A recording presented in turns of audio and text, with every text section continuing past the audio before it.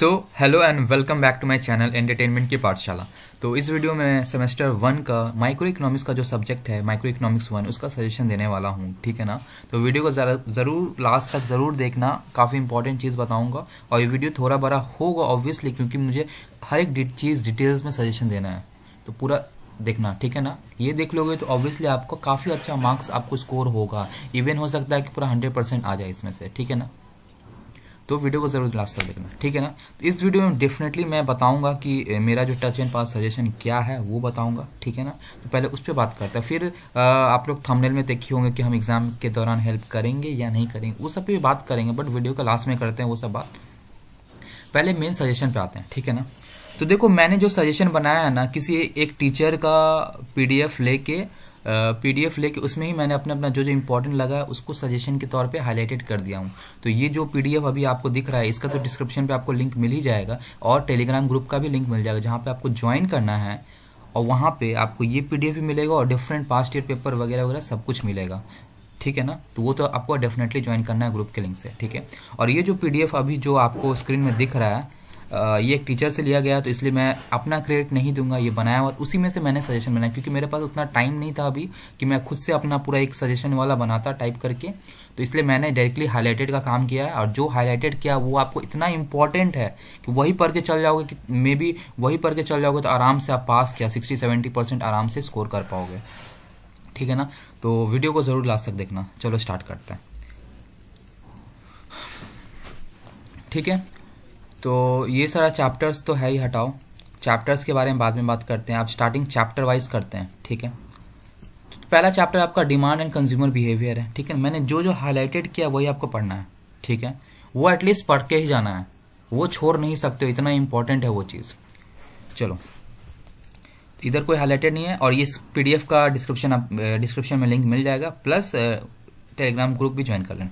सबसे पहले आता है डिमांड शेड्यूल। डिमांड शेड्यूल क्या है वो आपको पढ़ना है, कि एक शेड्यूल है जो रिलेशनशिप बताता है quantities, different quantities at different prices, ठीक है। और डिमांड कर्व क्या है, इसे डिमांड शेड्यूल को अगर हम मैट्रिक प्रेजेंटेशन करें तो डिमांड शेड्यूल उसी को, डिमांड कर्व उसको बोलते हैं। डिमांड शेड्यूल एक मतलब चार्ट होता है, उसको अगर हम डायग्राम में प्रेजेंट करें तो उसको डिमांड कर्व बोलते हैं। ये सब चीज़ें, ये तो छोटा छोटा डेफिनेशन है। मतलब आप ऑब्वियसली आपका एग्जाम आ रहा है तो ऑब्वियसली आपने बहुत कुछ पढ़ लिया होगा, तो ये सब देख लेना, ये सब चीज छोटा ना हो। जो लोग कुछ भी नहीं पढ़ रहे ये चीज पढ़ लेना, ऑब्वियसली आपको बहुत अच्छा स्कोर होगा, गारंटी है, ठीक है ना।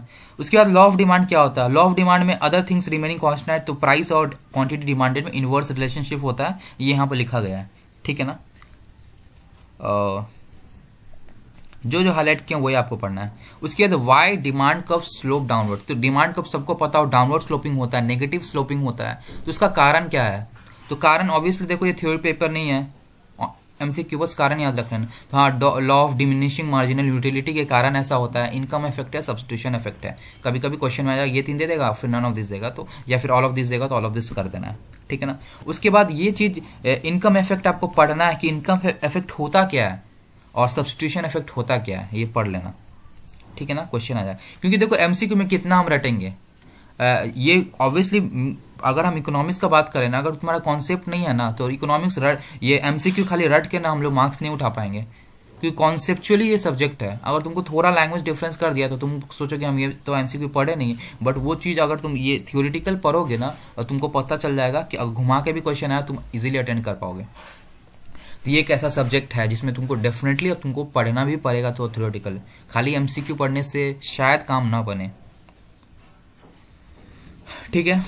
उसके बाद नीचे चलते हैं, ठीक है। गिवन गुड्स बात करते हैं। गिवन गुड्स ऑब्वियसली ये exception to the law of demand है, क्योंकि लॉ ऑफ डिमांड ये फॉलो नहीं करता। लॉ ऑफ डिमांड में क्या बोला गया, प्राइस और क्वांटिटी डिमांडेड इनवर्स रिलेशनशिप है। इसमें क्या होता है, डायरेक्ट रिलेशनशिप है। अगर प्राइस बढ़ता है तो डिमांड भी बढ़ेगा, डिमांड बढ़ता है, मतलब जो नेगेटिव रिलेशनशिप नहीं है, पॉजिटिव रिलेशनशिप है, ठीक है ना। प्राइस इफेक्ट यहाँ पर पॉजिटिव है, ठीक है। ये चीज आपको याद रखना, गिवन गुड्स क्या है, ये exception to the law of demand भी आता है, प्लस गिवन गुड्स बोलते किसको हैं। अगर क्वेश्चन आएगा कि कैसा किस टाइप के गुड्स का प्राइस इफेक्ट पॉजिटिव होता है, मतलब कि प्राइस बढ़ रहा है तो डिमांड भी बढ़ रहा है, प्राइस भी बढ़ रहा है डिमांड भी बढ़ रहा है, तो उसको गिवन गुड्स बोलते हैं, ठीक है। और इसका इनकम इफेक्ट नेगेटिव है, मतलब कि इनकम अगर बढ़ता है तो ऑब्वियसली इसका प्राइस, इसका डिमांड घट जाता है, ठीक है। ये एक इंफीरियर गुड्स के केस में आता है। चलो आते हैं नीचे। Demonstration effect. डेमोन्स्ट्रेशन इफेक्ट भी देख लेना, इसका मतलब क्या होता है। डेमोन्स्ट्रेशन इफेक्ट होता है ना कि हम लोग अपने आसपास में कोई चीज खरीदता है तो हम लोग को मन करता है, खरीदने का मन करता है। तो ये भी exception to the law of demand type में है, ठीक है ना। डेमोन्स्ट्रेशन इफेक्ट यही बोलता है कि मेरा पड़ोसी एक नया टीवी खरीदा तो हमको भी खरीदना है। तो टीवी का प्राइस कुछ नहीं बढ़ा, टीवी का प्राइस सेम ही है, बट डिमांड बढ़ गया क्योंकि हमको भी उसका जैसा चाहिए। मेरा फ्रेंड ने आईफोन खरीदा, मुझे भी खरीदना है, तो आईफोन का प्राइस सेम ही है, बट हम खरीदना चाह रहे हैं तो डिमांड बढ़ गया ना। प्राइस कांस्टेंट रहा, डिमांड बढ़ गया। लेकिन लॉ ऑफ डिमांड क्या बोलता है कि प्राइस कमेगा, डिमांड बढ़ेगा। इनवर्स रिलेशनशिप है, दोनों में से कोई एक चीज कांस्टेंट नहीं है, ठीक है ना। इसी को डेमोन्स्ट्रेशन इफेक्ट बोलते हैं। कॉम्प्लीमेंट्री गुड्स क्या है? कॉम्प्लीमेंट्री गुड्स ऑब्वियसली पता है, दो गुड्स कॉम्प्लीमेंट्री जो एक ही साथ ही यूज होता है, ठीक है ना, अलग अलग यूज नहीं कर सकते। कार एंड पेट्रोल बहुत अच्छा एग्जांपल है कि कार चलाओगे कैसे, पेट्रोल होगा ना, तो वही कॉम्प्लीमेंट्री गुड्स, ठीक है। मार्केट डिमांड कर्व क्या होता है? एक हॉरिजॉन्टल वर्ड बहुत इंपॉर्टेंट है। समेशन मतलब सम करते हैं individual demand curve. Individual demand curve बहुत सारा निकाल के इसको अगर एक बार जोड़ के एक ही में डायग्राम में प्रस्तुत करते हैं तो उसको बोलते हैं हम लोग डिमांड, ये मार्केट डिमांड कर्व। इसका हॉरिजॉन्टल याद कर लेना, कभी कभी ऑप्शन वर्टिकल दे देगा तो वर्टिकल टिक मत करके आना, ठीक है। जो पढ़ा रहा हूं वही पढ़ के जाना आप लोग, ठीक है। चेंज इन डिमांड और चेंज इन क्वांटिटी डिमांडेड में क्या फर्क होता है वो जान लेना, ठीक है ना। ये थोड़ा इसे एक बार रीड कर लेना, रीड ही करना आप लोग को, ऑब्वियसली थ्योरी तो है नहीं। उसके बाद बात करते हैं elasticity of demand. Elasticity of demand का फॉर्मूला क्या है? फॉर्मूला क्या है? Percentage change in quantity. Elasticity मतलब होता है कितना परसेंट कोई भी क्वांटिटी डिमांडेड चेंज हुआ due to change in factors. अगर वो फैक्टर प्राइस है तो प्राइस इलास्टिसिटी का नाम हो जाता है। अगर वो फैक्टर इनकम है तो हो जाता है इनकम इलास्टिसिटी, ठीक है ना। फैक्टर, तो ये फॉर्मूला है percentage change in quantity demanded by percentage change in price. तो ये फॉर्मूला याद करना, क्योंकि आपको पता है कि इकोनॉमिक्स में कुछ न्यूमेरिकल्स भी आते हैं। ये बहुत ही ज्यादा इंपॉर्टेंट है, बहुत ही ज्यादा, कि अगर कोई डिमांड परफेक्टली इन इलास्टिक है तो इलास्टिसिटी का वैल्यू क्या होता है? E equal to 0। तो अगर क्वेश्चन में आ जाता है ऐसा कि ई का वैल्यू अगर 0 है तो बताओ इलास्टिसिटी क्या होगा, तो ऑप्शन में ये पांचों दे देगा, तो तुमको बताना पड़ेगा परफेक्टली इन इलास्टिक डिमांड होता है वो, और ये इन्फिनिटी का साइन, 0 का साइन, ये सब बताना होगा, ठीक है ना। अब ये वर्टिकल स्ट्रेट लाइन, ये भी क्वेश्चन आता है परफेक्टली इलास्टिक डिमांड। अगर तुम्हारा demand perfectly in elastic demand है ना, जहां पे ई का वैल्यू 0 होता है, तो वो वर्टिकल स्ट्रेट लाइन होता है। ये बहुत ही ज्यादा इंपॉर्टेंट है, ये चीज छोड़ के जाना ही नहीं है, ठीक है ना। और ये हॉरिजॉन्टल स्ट्रेट लाइन कब होता है? इलास्टिसिटी जब ई का वैल्यू इन्फिनिटी होता है, तब एक हॉरिजॉन्टल स्ट्रेट लाइन बनता है। तो ये चीज आपको हमेशा याद रखना है, जो जी मार्क किए हैं वो तो याद रखना ही। ये छोटा सा बात है कि प्राइस इलास्टिसिटी का टाइप्स कितने मेथड से हम लोग कैलकुलेट कर सकते हैं। तो आर्क मेथड है, पॉइंट इलास्टिसिटी है, और टोटल आउटलेट मेथड है, ठीक है। ये देखो इनकम इलास्टिसिटी, अभी प्राइस इलास्टिसिटी पर उससे पर इनकम इलास्टिसिटी भी सेम है कि कब इज ग्रेटर देन 1 होगा, कब 0 होगा, कब लेस देन 1 होगा। तो क्या बोलते हैं उसको, जो अभी ऊपर पर है प्राइस, उसी हिसाब से सेम है ये, ठीक है ना। अब बात करते हैं cross price elasticity. Cross price elasticity of demand होता है दो प्रोडक्ट के बीच में, मतलब कि दो प्रोडक्ट लिया जाता है, दो प्रोडक्ट में किसी एक का प्राइस बढ़ाने से अगर किसी एक के क्वांटिटी डिमांड में कुछ अफेक्ट पड़ता है तो ये सब चीज क्रॉस इलास्टिसिटी निकलता है, ठीक है। इसमें दो प्रोडक्ट होते हैं, इसमें फैक्टर नहीं, इसमें चेंज इन प्राइस ऑफ दूसरा प्रोडक्ट, इसका फॉर्मूला ये है, ठीक है ना। Percentage change in quantity of X एक प्रोडक्ट है, divided by percentage change in price of Y, ठीक है। और इससे भी ज्यादा इंपॉर्टेंट है ये कि क्रॉस इलास्टिसिटी कब नेगेटिव, ये पॉजिटिव होता है, पॉजिटिव होता है सब्स्टिट्यूट गुड्स में, ठीक है। क्योंकि मान लो टी और कॉफी एक सब्स्टिट्यूट गुड्स, आपको पता है अगर चाय पत्ती का दाम बहुत ज्यादा काफी बढ़ गया तो लोग ऑब्वियसली प्रेफर करेंगे किसको? कॉफी को, कि कॉफी का दाम वही का वही रहा। मतलब इससे क्या हुआ कि एक का दाम बढ़ा, एक प्रोडक्ट का दाम बढ़ते ही दूसरा का डिमांड बढ़ गया, दूसरा का डिमांड बढ़ा, तो ये पॉजिटिव हुआ ना, किसी के लिए पॉजिटिव चीज आया, तो ये क्रॉस इलास्टिसिटी सब्स्टिट्यूट गुड्स में होता है। नेगेटिव कब होता है क्रॉस इलास्टिसिटी? जब कॉम्प्लीमेंट्री गुड्स हो। कार एंड पेट्रोल, कार का दाम बहुत ज्यादा हाई हो गया, बहुत ज्यादा, ठीक है। तो पेट्रोल, कोई कार ही नहीं खरीदेगा तो पेट्रोल कहां से खरीदेगा? या फिर एग्जाम्पल पेट्रोल का जो दाम इतने बढ़ रहे हैं, लोग अभी व्हीकल खरीदना कम कर रहे हैं थोड़ा, क्योंकि पेट्रोल का दाम बढ़ रहा है। तो देखो भाई, इस कार का ये क्या बोलते हैं, बाइंग कम हो गया, तो नेगेटिव इफेक्ट पड़ता है, ठीक है ना।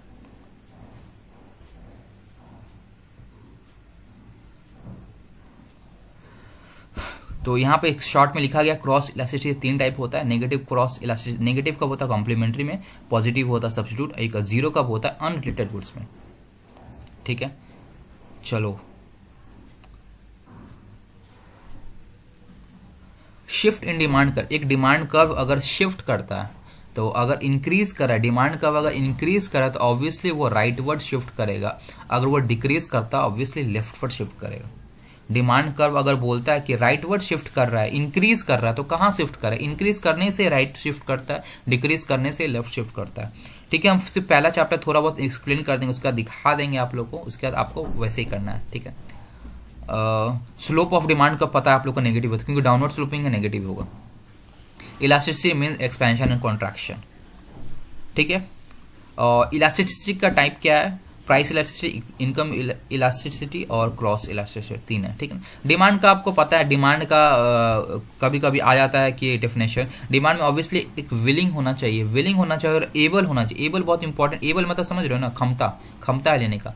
मेरा अगर हम बोलें कि मेरा डिमांड है एक आईफोन का, तो विलिंग तो है, विलिंग सबका ही है, बट डिमांड मतलब क्षमता भी होना चाहिए कि हाँ मेरे पास उतना पैसे हैं, तभी उसको डिमांड बोला जाता है। नहीं, विलिंग तो बहुत कुछ होता है, डिमांड उसी को बोला जाता है कि विलिंग भी होना चाहिए प्लस परचेजिंग पावर भी होना चाहिए।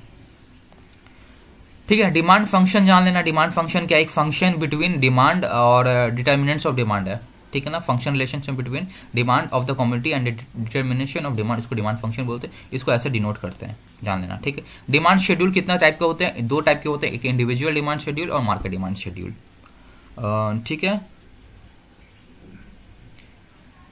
उसके बाद कुछ इलस्ट्रेशन मैंने मार्क किए हैं। ठीक है, ये आपको कर लेना है, जिससे थोड़ा बहुत नॉलेज आपको मिल जाएगा, 1 2 3 4 5। ठीक है, उसके बाद कुछ एमसीक्यू भी हम टिक किए हैं जो इंपॉर्टेंट है एग्जाम पॉइंट ऑफ व्यू से, वो कर लेना। ज़्यादा एमसीक्यू नहीं मैंने टिक किया है, जो हाईलाइटेड किया वो आपको कर लेना है एटलीस्ट। ठीक है, चलो ये लास्ट एक चैप्टर पढ़ा देते हैं टाइप। ठीक है, यूटिलिटी क्या होता है, यूटिलिटी आपको पता है, want satisfying power, want satisfying power, किसी का वांट को सेटिस्फाई कर दे। अगर कोई चीज किसी का वांट को सेटिस्फाई कर दे तो हम बोलेंगे वो चीज में भाई यूटिलिटी तो है।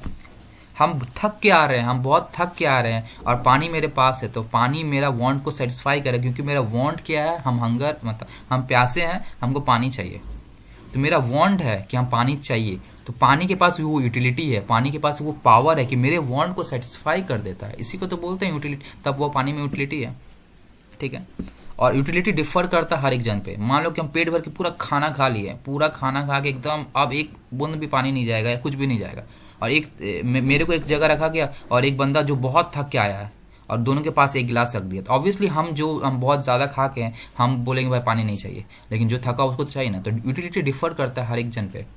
ठीक है ना, सेम नहीं होता है। ठीक है, यूटिलिटी का मेजरमेंट का 2 तरीका है, एक कार्डिनल अप्रोच, ऑर्डिनल। कार्डिनल मतलब होता है हम लोग नंबर्स के टर्म में, ऑब्वियसली इसलिए हम लोग का यूटिलिटी के चैप्टर में बहुत सारा नंबर के हिसाब से, मार्जिनल यूटिलिटी बहुत सारा टोटल नंबर्स में आता है। बट ऑर्डिनल में क्या होता है, और हम लोग जो कर रहे हैं और ये कार्डिनल अप्रोच से ही हम लोग सम्स करते हैं, क्योंकि सम्स कर रहे हैं ऑब्वियसली नंबर के अप्रोच से, तो कार्डिनल यूटिलिटी होता है। और ये कौन बनाया है, मार्शल। देखो कभी इकोनॉमिक्स में कभी नहीं मिल जाएगा कुछ, तुमको पता नहीं है कौन ये थ्योरी निकाला है, ये पता नहीं है, तो आंख बंद कर मार्शल मार देना, बहुत मैक्सिमम मार्शनली बनाया है। ठीक है, ऑर्डिनल अप्रोच में हम लोग रैंक करते हैं, रैंक। ठीक है, ऑर्डिनल अप्रोच में। और indifference curve analysis Hicks and Allen दिया है, यहाँ पे देख रहे हो।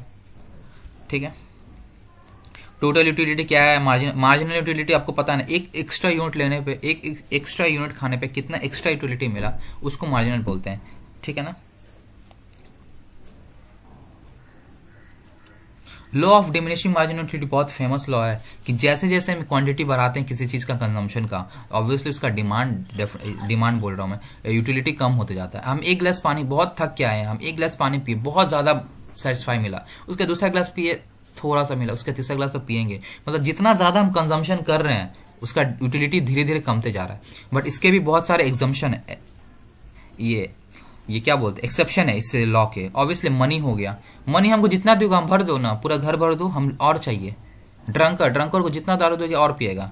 म्यूजिक, रिटेल और या फिर हॉबी बोलो, लड़के लोग में क्या होता है, दिन भर पढ़ने बोलो नहीं पढ़ेंगे, लेकिन दिन भर वही अगर क्रिकेट खेलने बोल दो तो हम खुद क्रिकेट के बहुत शौकीन है, वो दिन भर भी क्रिकेट खेलने बोल देगा तो हम क्रिकेट पूरा दिन भर खेलेंगे। तो जिसमें अगर मेरा हॉबी है, जिसको खेलने से अच्छा लगता है वो करेगा।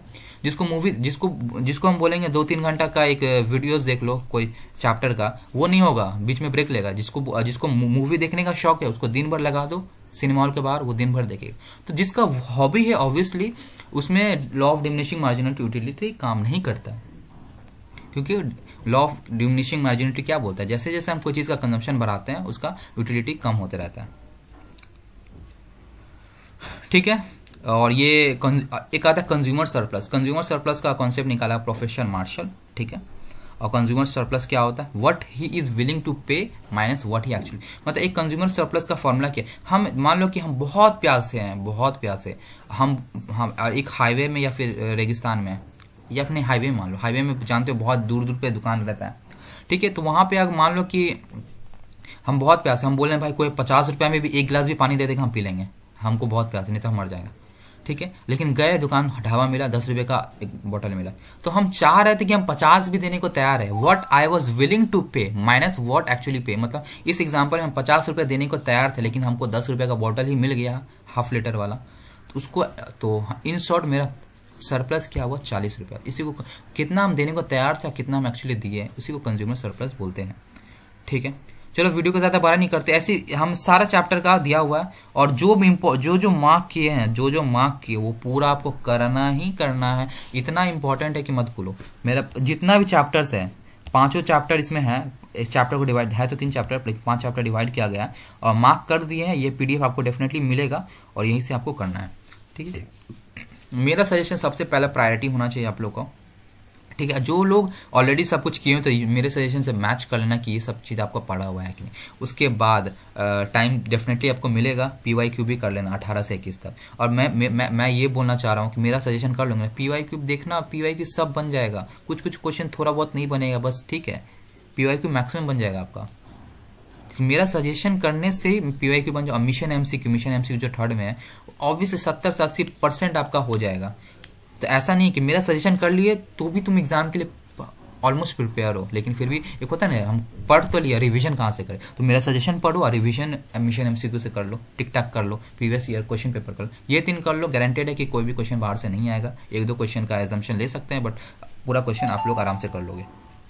ठीक है। एग्जाम पैटर्न पता है कि तुम, जैसा कि देखा जा रहा है, हम एजम्पशन यही ले रहे हैं कि जो एग्जाम पैटर्न है एमसीक्यू पेपर में आप लोग को ऑब्वियसली ऑनलाइन वाला पैटर्न आएगा जिसमें चॉइसेस दिया रहता है। तो ये तो बहुत मजा का बात है आप लोग के लिए।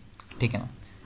माइक्रो इकोनॉमिक्स में उतना आपको फर्क नहीं पड़ेगा चॉइसेस के लिए, लेकिन स्टैट्स में बहुत जरूरी पड़ेगा, क्योंकि स्टैट्स में ऑब्वियसली चॉइसेस आएगा तो आप लोग जो सम्स में कम टाइम लगता है वो सब प्रेफर करो, क्योंकि टाइम 1 घंटा में क्वेश्चन रहता है, बड़ा क्वेश्चन, तो वो तो करना पड़ता है। ठीक है। ये बात हो गया। उसके फाइनल एग्जाम पैटर्न होगी। अब बात करते हैं हम एग्जाम में हेल्प करें कि नहीं करें। ठीक है ना। तो मैं ये बता दूं कि एग्जाम में हम हेल्प करेंगे भी, तो हम जो भी करेंगे तो मिनिमम जो पासिंग मार्क्स का होता है उतना ही कर पाएंगे, उससे ज़्यादा नहीं करेंगे, क्योंकि मुझे जो लोग पढ़ते हैं उसको भी देखना है। बट स्टिल हम एग्जाम में हेल्प करेंगे नहीं, डिपेंड करता है कि हम उस दिन अवेलेबल रहे या नहीं रहे। ठीक है ना। अगर हम हेल्प करेंगे भी तो हम अपने टेलीग्राम ग्रुप में ही आंसर भेजते हैं, वहाँ आपको ज्वाइन कर लेना है। ठीक है। और करेंगे नहीं करेंगे हम श्योरिटी नहीं बोल सकते, और ये ऑब्वियसली डिपेंड करता है, मेरा मूड चेंज भी हो सकता है कि हम कर भी सकें, वो डिपेंड करता है आप लोग इस वीडियो को कितना अच्छा से लाइक करते हो, शेयर करते हो। ठीक है। और अच्छा रिस्पॉन्स आया इस वीडियो पे, सजेशन पे, तो डेफिनेटली हम कुछ सोचेंगे कि हाँ नहीं भाई मेरे को सबका ज़रूरत है, तो हम कुछ सोच सकता है। और ऑब्वियसली मुझको दूसरे पार्टी के अगेंस्ट में भी नहीं जाना है कि बहुत ज़्यादा बता दिया। अगर 40 मार्क्स का एमसीक्यू आ रहा है इकोनॉमिक्स में, तो हम कोशिश करेंगे 20 मार्क्स का ही बताने का, अगर टाइम मिला तो। फाइनल चीज़ ये नहीं है। ठीक है ना। तो इसलिए मैंने सजेशन बना, अगर मुझे बताना ही होता तो मैं सजेशन बनाता क्यों, क्योंकि मैं श्योर नहीं। और श्योरिटी हम ऑब्वियसली एग्जाम के 1 दिन पहले देते हैं, तो इसलिए आपको पढ़ना होगा, इसलिए आपको मेरे भरोसे पे नहीं रहना है। ये मैं पहले डायरेक्टली बताऊँ, बाद में मत बोला भाई आप बोले थे, हम कुछ नहीं बोले हैं, आप लोग को पढ़ना है, इसलिए मैंने सजेशन दिया है, आप लोग पढ़ना है। ठीक है ना। लास्ट टाइम ये तो मत बोलना कि अगर हम नहीं बता पाए, मेरा टाइम नहीं मिला तो भैया धोखा दे दी, ये सब मत बोलना बिल्कुल, बहुत जन बोलते हैं। ठीक है ना। तो चलो इसी के साथ बेस्ट ऑफ लक। आप लोग होली मनाओ, हैप्पी होली। 2 दिन नहीं, 1 दिन होली खेलो, 2 दिन तो होली है, 1 दिन ही होली खेलो बस, उसके बाद पढ़ना चालू कर दो। एग्जाम लगातार है, अभी आपको लग रहा हो कि छुट्टी जब लगातार पड़ेगा ना तो टाइम ज़्यादा नहीं मिलेगा। ठीक है ना। और अकाउंट्स होपफुली आप लोग डेली हाफ टाइम तो कर ही रहे होगे। ठीक है। और ये सब्जेक्ट बहुत ही टेक्निकल टाइप का है, कॉन्सेप्ट रिलेटेड, इसलिए मैंने इसका सजेशन बना। बाकी सब क्या है, मिशन एमसीक्यू से पढ़ लोगे ना, हो जाएगा काम खल्लास, ठीक है ना। वीडियो अच्छा लगे तो बहुत ज़्यादा शेयर करना, ठीक है ना। रिस्पांस अच्छा आता है तभी हमको सजेशन बनाने में भी मन लगता है। रिस्पांस अगर नहीं आएगा वीडियोस में तो सजेशन क्यों बनाएंगे हम।